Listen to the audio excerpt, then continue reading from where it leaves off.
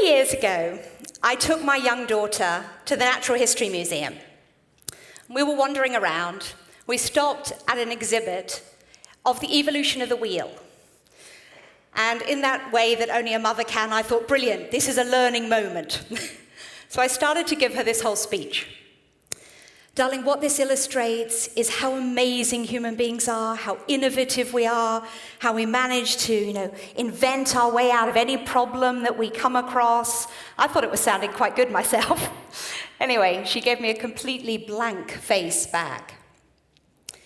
And she looked and she said, but Mum, we've been learning at school about how there are so many millions of starving children in the world. If humans are so fantastic at solving problems, why haven't we solved that one? And I didn't really have a very good answer. It's taken me a few years, but I'd like to give you what I would have liked to say to her. I really fundamentally believe that we are hugely creative, amazingly innovative.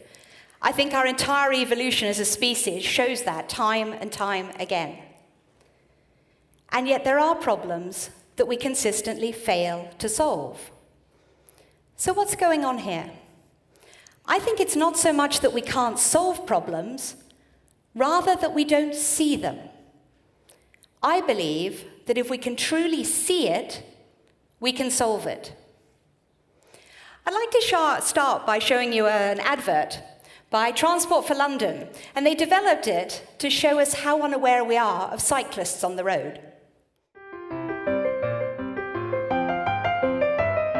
Clearly, somebody in this room murdered Lord Smythe, who, at precisely 3:34 this afternoon, was brutally bludgeoned to death with a blunt instrument. I want each of you to tell me your whereabouts at precisely the time that this dastardly deed took place. I was polishing the brass in the master bedroom. I was buttering his lordship's scones below stairs, sir. Why, I was planting my petunias in the potting shed. Constable, arrest Lady Smythe. But how did you know? Madam, as any horticulturist will tell you, one does not plant petunias until May is out. Take her away. That's right, madam. It's just a matter of observation. The real question is, how observant were you?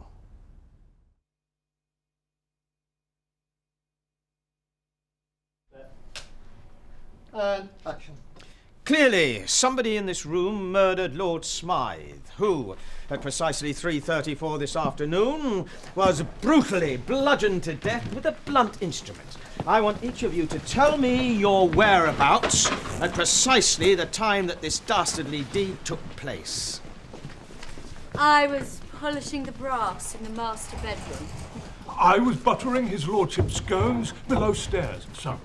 Why, I was planting my petunias in the potting shed. Constable, arrest Lady Smythe. I know, don't worry, I didn't notice most of them either. Let's just be a bit brave here for a moment. Put up your hand if you didn't notice any of the changes the first time through. Thank you. 2 or 3 changes? Okay, good. 5? 10? Don't worry, really. Most people don't notice them, and that's what's so interesting. We're watching a film. They're quite blatant changes. We see them changing an entire set of clothing. A hat comes off. I think, is it a bear turns into a coat of arms? These are not subtle changes, and yet we fail to see them. So what's going on here? Well, lots and lots of tests have shown that we fail to see most of what is right in front of us. Probably one of the most famous pieces of research in this area was by Simons and Sharbury. Some of you will know this. It's called The Invisible Gorilla. Yeah? Very simple. They showed participants a clip of film of people passing a ball, and they simply asked you to count the number of times the ball is thrown. What they don't tell you is that for 10 seconds in the middle of the film, a man in a gorilla suit comes on, bashes his chest, jumps around a bit, and then moves off. But the interesting thing about this experiment was how many people saw the gorilla. 50% don't see it at all. He's not small, he's not subtle, but we don't see him. So what on earth is going on? It's called inattentional blindness. We notice those things that we put our attention on, and we literally fail to see those that we don't. A friend of mine was getting remarried a few months ago, and unfortunately I was stuck in the US for work. So I sent my husband. And of course, when I got home, I wanted to know the all-important questions, what was the venue like, who was there, were the speeches good? But the most important question, as every girl in this room will know, is what on earth was she wearing? And this is my husband's reply. A dress? Huh? I kid you not, no amount of probing could get any more information. He couldn't tell me, he thought it was probably white, but he wasn't certain. And yet he could tell me in huge amounts of detail about the vintage Aston Martin that they drove away in. Everything about the Aston Martin. His attention was on the car, mine would have been on the dress. And this illustrates beautifully what I'm talking about. Our attention goes to those things that we think are important. And it's not surprising. Our mind is the most phenomenal computer. It has the ability to take in so much information. It has to be quite selective and summarize. And it makes us aware of those things that we've told it are important. It effectively speed reads every situation and fills in the gaps for us, as some researchers from Cambridge illustrate beautifully.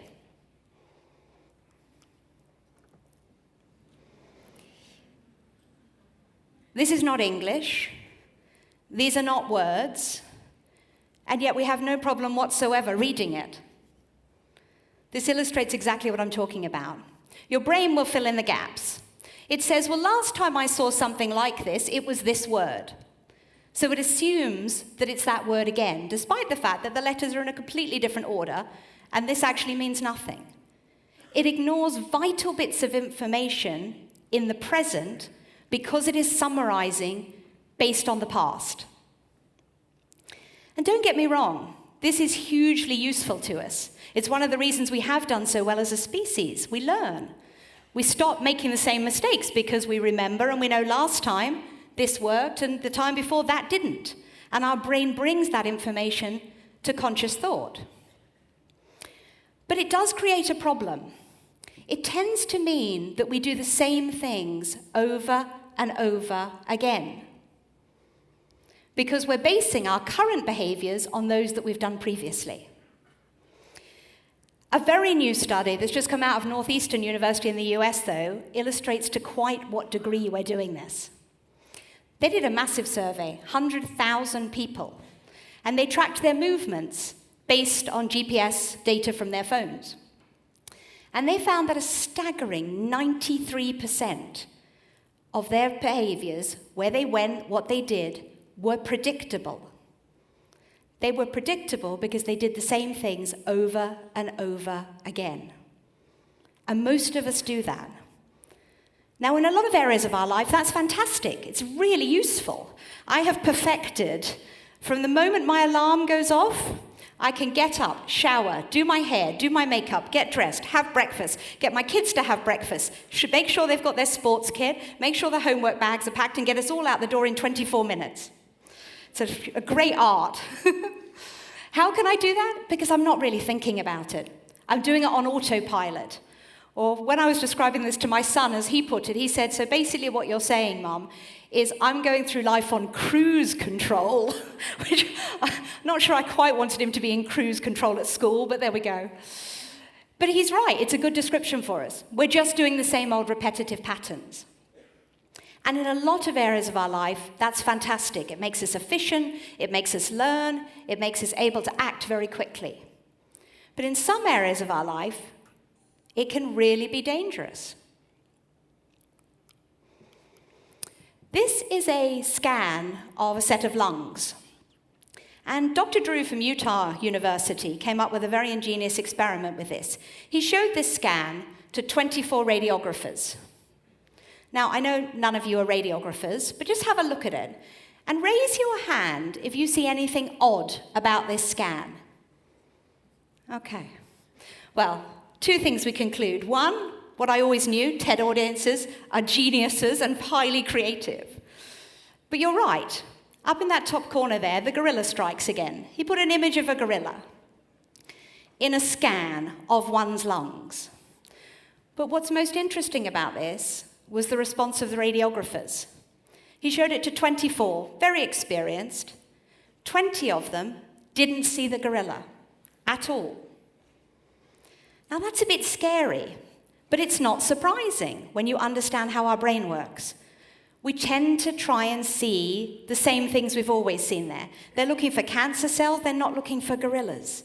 So they simply don't see it. And that's what I'm talking about. In lots of areas of our life, that's not a problem. But when we want to innovate, when we want to change and do something different, we have to have the ability to start seeing difference rather than similarities with the past. I became fascinated by this, and I started to look for groups of people that were really good at managing to see things as they actually were, to trying to be innovative. And it might surprise you to find that one of the most interesting groups that I looked at were comedians. Comedians are fascinating. What comedy tends to do is it will take you down one standard route of thinking. They give us lots of clues that we're heading in one direction. And then at the last minute, they'll switch it and get us to see a situation fundamentally differently. Michael McIntyre, one of my favorites, does this brilliantly. Why is it when people say, have you got a pen, you know you don't have a pen, but you still frisk yourself?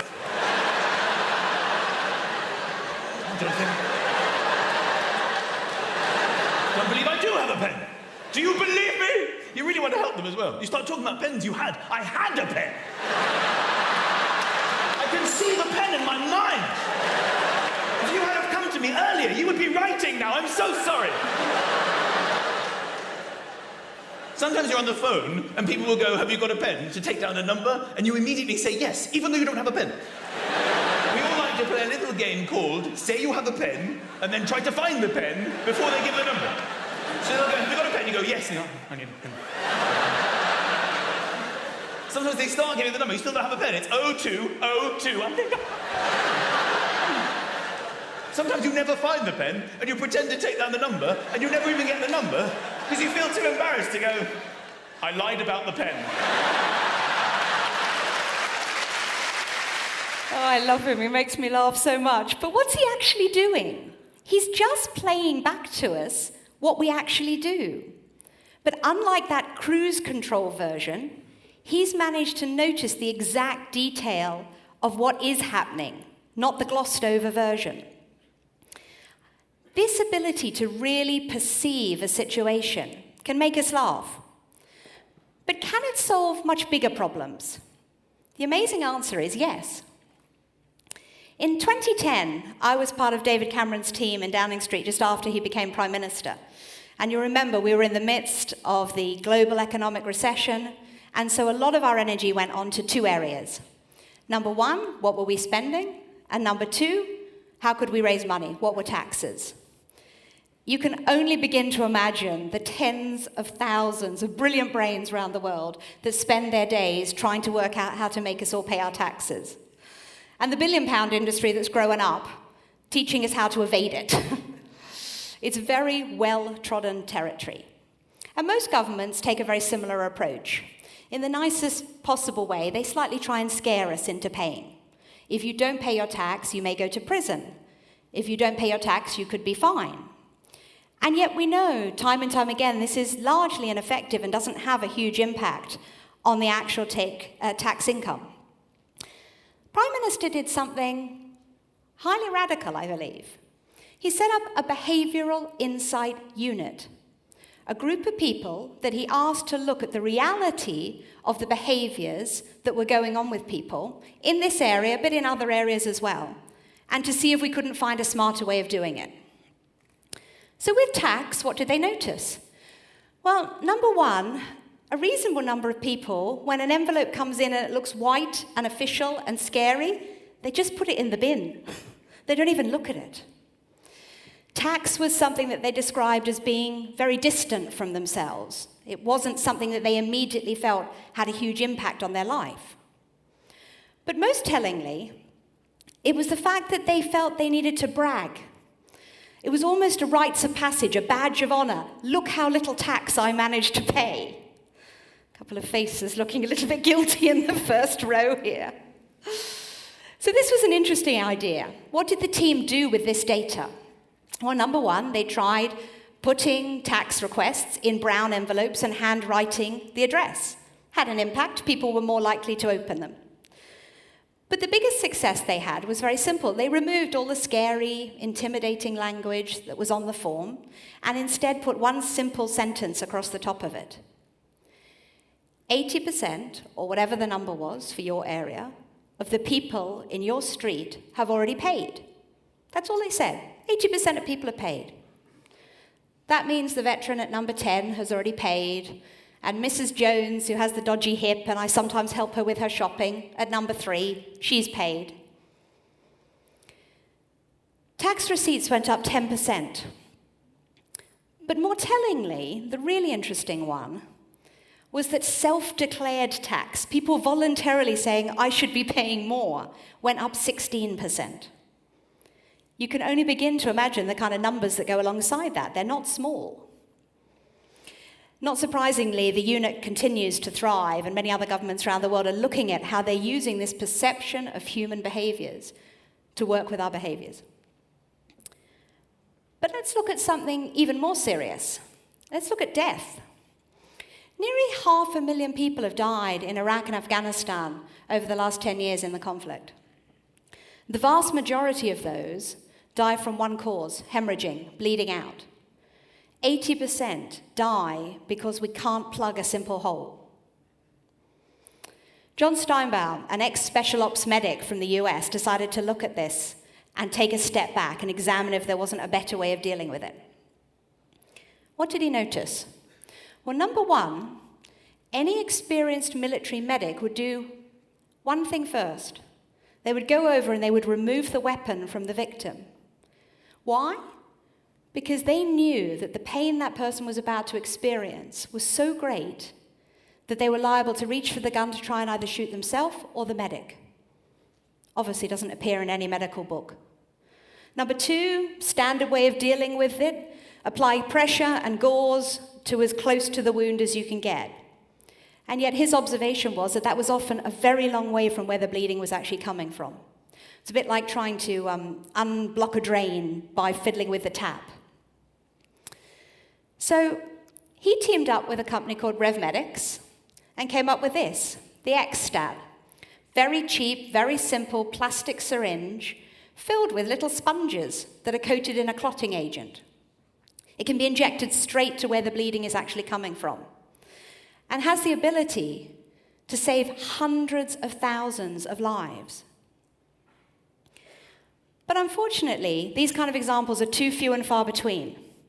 Not because we are not creative, not innovative. I fundamentally believe humans are amazing innovators. But because we fail to see in detail the problem that we're trying to solve. A lot of us spend a lot of our time in what I would term passive attention. You know, you're driving along, stuff's going past in the window. You'll be lucky if you notice maybe 10% of what's going past.